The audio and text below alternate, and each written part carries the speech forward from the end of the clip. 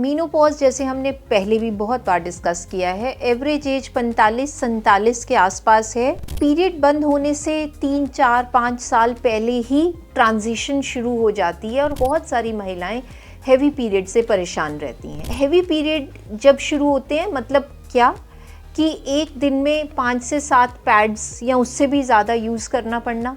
अगर किसी को क्लॉट्स या गांठें आ रही हैं तो इसका मतलब है कि उसका पीरियड नॉर्मल नहीं है। अगर आपको हैवी फ्लो है तो 90% केसेस में उसका इलाज दवाइयों के साथ हो सकता है।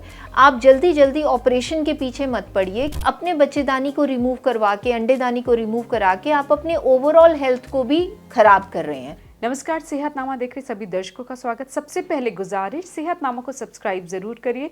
वीडियो पसंद आ जाए तो लाइक और शेयर कर दीजिए ताकि ज़्यादा से ज़्यादा लोगों तक सही जानकारी पहुंच सके। आज सेहतनामा में हम बात करेंगे मेनोपॉज, यानी जब पीरियड्स बंद हो जाते हैं। मेनोपॉज पर पूरी एक सीरीज़ हमने बनाई है क्योंकि हर महिला मेनोपॉज से गुजरती है। सो वो आप सीरीज़ देख सकते हैं, डिस्क्रिप्शन में उसका लिंक दिया हुआ है। मेनोपॉज से पहले, कुछ साल पहले या कुछ महीने पहले कई महिलाओं को समस्या हो जाती है हैवी ब्लीडिंग की पीरियड्स के दौरान। उस दौरान क्या करना चाहिए हमें बताएंगी। इसी टॉपिक पर विस्तार से बात करेंगे हम डॉक्टर सीमा के साथ। बहुत बहुत स्वागत मैम। सो मेनोपॉज से पहले या मेनोपॉज तो चलो हो गया, पीरियड्स बंद हो जाते हैं, लेकिन कई महीनों और कुछ को तो कई साल तक हैवी ब्लीडिंग होती है। रीज़न राजेंद्र, हम पेरीमेनोपॉज का जो पीरियड है ना, वो लगाते हैं लगभग 40 के बाद।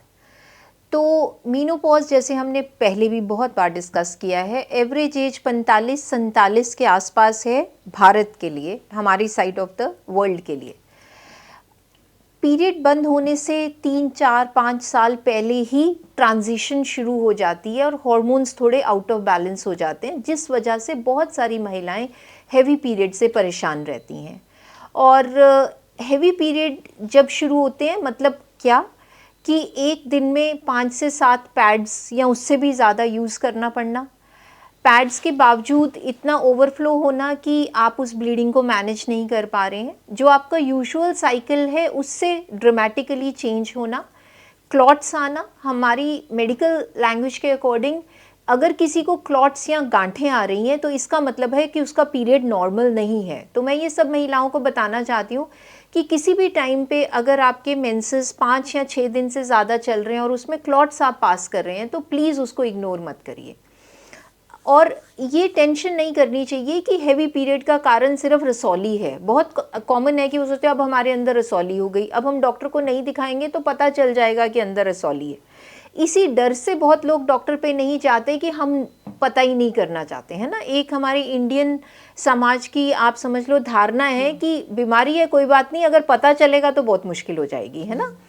सो रीज़न क्या रहते हैं कि मेनोपॉज के एज ग्रुप में लेडीज़ के पीरियड हैवी होना। अब ये रीज़न्स बहुत सिंपल रीज़न से कॉम्प्लिकेटेड चीज़ें भी हो सकती हैं। सिंपल रीज़न क्या है, पर से थायराइड प्रॉब्लम। अगेन थायराइड के डिसफंक्शन से ही पेशेंट्स को हैवी पीरियड भी होने लग जाता है। तो इसलिए कोई भी पेशेंट जिसको पीरियड इरेगुलर हो रहा है हम उनका डेफिनेटली थायराइड चेक करते हैं। सेकंड, हीमोग्लोबिन चेक करते हैं ये देखने के लिए कि क्या ये हैवी पीरियड उनकी जनरल हेल्थ को भी अफेक्ट कर रहा है, उनका एचबी ड्रॉप कर रहा है। क्योंकि अगर 6-7 दिन के लिए एक महिला हर महीने ब्लीड करेगी तो ऑटोमेटिकली उसका हीमोग्लोबिन फॉल कर जाएगा। तो anaemia is one sign to know कि हाँ इसको हैवी पीरियड हो रहा है। फिर हैवी पीरियड का रीज़न जो है कई बार कॉपर टी रहता है। बहुत सारी महिलाएं अपना बर्थ कंट्रोल के लिए, गर्भ कंट्रोल के लिए कॉपर टी या जिसको इंट्रायूट्राइन डिवाइस कहते हैं वो यूज़ करती हैं। और intrauterine device copper T itself heavy flow cause कर सकता है। तो अगर किसी महिला ने कॉपर टी यूज़ करी हुई है और उसको हैवी फ्लो हो रहा है तो उसको डेफिनेटली जाके अपनी कॉपर टी रिमूव करानी चाहिए। फिर हैवी फ्लो का कारण हमारी मेडिकल साइंस में कहते हैं पेल्विक इन्फ्लेमेटरी डिजीज़। इसका मतलब इन्फेक्शन जो कि आपके गर्भाशय को या आपके बच्चेदानी को अफेक्ट कर रही है, जिसकी वजह से आपको हैवी पीरियड हो रहा है, आपको पेनफुल पीरियड हो रहा है, लंबा चल रहा है और आपको कोई कुछ वेजाइनल डिस्चार्ज भी हो रहा है। तो अगर आपको इंटरकोर्स में पेन हो रही है, पानी पड़ रहा है जो बदबूदार है या स्मेली डिस्चार्ज है और ऑन टॉप ऑफ दैट आपका पीरियड भी हैवी होने लगा, तो इसका मतलब कहीं ना कहीं आपको पीआईडी या फिर यूट्रस की इन्फेक्शन है। तो डेफिनेटली आपको डॉक्टर को जाके दिखाना चाहिए। इसका सिंपल सा सोल्यूशन है, आपको एंटीबायोटिक का कोर्स दिया जाता है, उसके बाद ऑटोमेटिकली आपका पीरियड ठीक हो जाता है। देन नेक्स्ट कम्स कि हैवी फ्लो का रीज़न आपका कुछ ड्रग्स भी हो सकती हैं। कई बार कुछ पेशेंट्स ब्लड थिनर्स पे होते हैं, कोई और मेडिकल प्रॉब्लम, जैसे किसी को हार्ट की प्रॉब्लम है, किसी को स्टेंट डला हुआ है, कोई पेशेंट ब्लड प्रेशर का मरीज़ है और वो ब्लड थिनर्स पे हैं। तो कुछ ब्लड थिनर्स जैसे एस्पिरिन और एक दो और हमारी दवाइयाँ जो ब्लड थिनिंग के लिए दी जाती हैं, वो भी हैवी फ्लो का कारण बन जाती हैं। तो इसलिए हैवी मेंस्ट्रुअल पीरियड को कभी भी हमें निगलेक्ट नहीं करना चाहिए। Then last but not the least, fibroid. हमने देखा है कि मीनोपॉजल एज ग्रुप में बहुत बार जो फाइब्रॉइड कई सालों से छोटे छोटे साइज़ के थे, करते करते इतने साल में 5, 6, 7 सेंटीमीटर के साइज़ के हो गए, तो वो अपने आप में हैवी फ्लो का कारण बन जाते हैं। फाइब्रॉइड की ब्लीडिंग को मेडिसिन्स के साथ कंट्रोल किया जा सकता है और हर फाइब्रॉइड के लिए ऑपरेट कराना ज़रूरी नहीं है। But yes of course ultrasound कराना, डॉक्टर को जाके दिखाना और कारण पता करना जो है वो बहुत इम्पॉर्टेंट है। सो अब मेरा ये सवाल है कि 40 के बाद जब आप पेरीमेनोपॉज यानी मेनोपॉज से पहले जब आपकी पीरियड्स बंद होने वाले हैं, उससे पहले के साल है, उससे पहले का फेस है, तो उस दौरान अगर हैवी ब्लीडिंग हो तो उसको ये नहीं मान के इग्नोर करना कि बहुत ज़्यादा ब्लीडिंग हो रही है ड्यूरिंग पीरियड्स कि ये तो शायद मैं मेनोपॉज होने वाली हूँ तो इसको चलने देते हैं, ये उसी का एक शायद सिम्टम्स है। तो ऐसा नहीं है। ऐसा नहीं है, बिल्कुल भी नहीं है। और उसका ट्रीटमेंट है, मतलब we have so many medical treatment options possible. एक और धारणा जो हम चाहते हैं कि पेशेंट्स के मन में से निकालें कि इस ड्यूरेशन में जब 40-45 पे उनकी फैमिली कंप्लीट हो जाती है और उनको हैवी फ्लो होता है, तो हमारे जो गाँव में लोग रहते हैं या जो थोड़े कम पढ़े लिखे हैं, वो फटाफट जाके अपने बच्चेदानी रिमूव करा देते हैं, जिसको हिस्टेरेक्टमी करना कहते हैं। तो आज एज अ गायनोकोलॉजिस्ट मैं अपनी महिलाओं को ये जागरूक करना चाहती हूँ कि अगर आपको हैवी फ्लो है तो 90% केसेस में उसका इलाज दवाइयों के साथ हो सकता है। आप जल्दी जल्दी ऑपरेशन के पीछे मत पड़िए, क्योंकि 40-45 पे जब आपके मेंसेस चल रहे हैं, अपने बच्चेदानी को रिमूव करवा के, अंडेदानी को रिमूव करा के आप अपने ओवरऑल हेल्थ को भी ख़राब कर रहे हैं। हमने सर्जिकल मीनोपॉज की बात करी थी और हमने ये देखा था कि अंडेदानी और बच्चेदानी अगर यंग एज में रिमूव हो जाती है तो लॉन्ग टर्म आपकी हेल्थ के लिए वो बिल्कुल भी अच्छा नहीं है। तो ये ऑप्शन यूट्रस को रिमूव करा के एक ही बार समस्या का हल करना जो है वो बेस्ट ऑप्शन नहीं है। सिमिलरली देयर आर 2 कंडीशंस, एक है एडिनोमायोसिस, एक है एंडोमेट्रियोसिस। तो जो लोग एजुकेटेड हैं वो जानते हैं कि जब हम लोग अल्ट्रासाउंड करते हैं, हम कई बार पेशेंट को बताते हैं आपके अंदर ओवरी के अंदर ब्लड वाली रसौलियां हैं या सिस्ट्स हैं, जिनको चॉकलेट सिस्ट कहते हैं। पानी वाली नहीं, पानी वाली नहीं, ये ब्लड वाली रहती है। पानी वाली जो है वो सिंपल ओवेरियन सिस्ट है। बट जब हम एंडोमेट्रियोसिस की बात करते हैं तो इन सिस्ट के अंदर मेंस्ट्रुअल ब्लड कलेक्ट होता रहता है, इनको चॉकलेट सिस्ट कहा जाता है। तो जिन पेशेंट्स में एंडोमेट्रियोसिस की हिस्ट्री है, उनमें एडिनोमायोसिस मतलब यूट्रस में स्वेलिंग की हिस्ट्री है, उनमें भी पीरियड जो है वो हैवी होता है। तो बहुत बार लेमन पब्लिक क्या कहती है, हमने अल्ट्रासाउंड किया, हमारे बच्चेदानी में उन्होंने सोजिश बताई है। उस सोजिश का इलाज भी दवाइयों के साथ पॉसिबल है। लकीली अब एडवांसमेंट के साथ हमारे पास बहुत सारी दवाइयाँ अवेलेबल हैं जिससे हम पीरियड्स में ब्लीडिंग कम कर सकते हैं। ये जो बच्चेदानी में सोजिश है इसको कम कर सकते हैं। यूट्रस की रसौलियों को मेडिसिन से हम श्रिंक कर सकते हैं।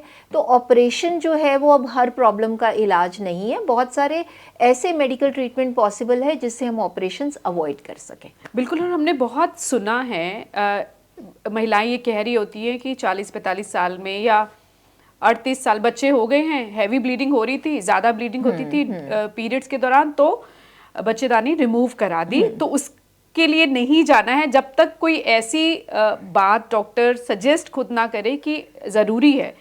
तो दवाइयों से हैवी ब्लीडिंग का इलाज करना हो सकता है। और सर्जिकल मेनोपॉज पे भी हमने एक वीडियो बनाया कि किन हालात में बच्चेदानी रिमूव कराना, हटवाना, निकलवाना ज़रूरी हो जाता है। वो आप वीडियो देख सकते हैं, उससे आपको बहुत सारी जानकारी मिल सकती है। अब मीनोपॉज के दौरान अब बहुत सारी मैं कमेंट्स भी देख रही हूँ, उसमें महिलाएं लिख रही है कि बहुत हैवी ब्लीडिंग होती है, तो आप उन्हें यही सलाह देंगे कि वो डॉक्टर के पास जाके एक बार अपना चेकअप कराए, सिर्फ ये मत सोचे कि मीनोपॉज होने वाले हैं इस वजह से हैवी ब्लीडिंग हो रही है। दूसरा, मीनोपॉज पे हम लोग अल्ट्रासाउंड करते हैं, आपके यूट्रस की लाइनिंग देखते हैं कि कितनी थिक है, यूट्रस की जो बच्चेदानी की जो लेयर है वो कितनी थिक है। अब बहुत बार लोग इस डर से कि हमें बच्चेदानी में कैंसर ना हो जाए, इस वजह से हम बच्चेदानी निकलवा देते हैं। तो आज हम आराम से एक बायोप्सी ले सकते हैं। अगर वो बायोप्सी के अंदर आपका कैंसर नहीं है, प्री कैंसर भी नहीं है, तो फिर हिस्टेरेक्टमी के ऑप्शन को हमें बिल्कुल कंसिडर नहीं करना चाहिए, क्योंकि मेडिकली हम काफ़ी सारी ट्रीटमेंट्स कर सकते हैं। अगर सपोज करो प्री कैंसर आएगा, डेफिनेटली आपकी सर्जरी जस्टिफाइड है, बट अगर ऐसा कुछ भी नहीं है, सिर्फ एक डर के बिना पे हम क्यों एक ऑपरेशन कराएं जो कि मेजर ऑपरेशन है।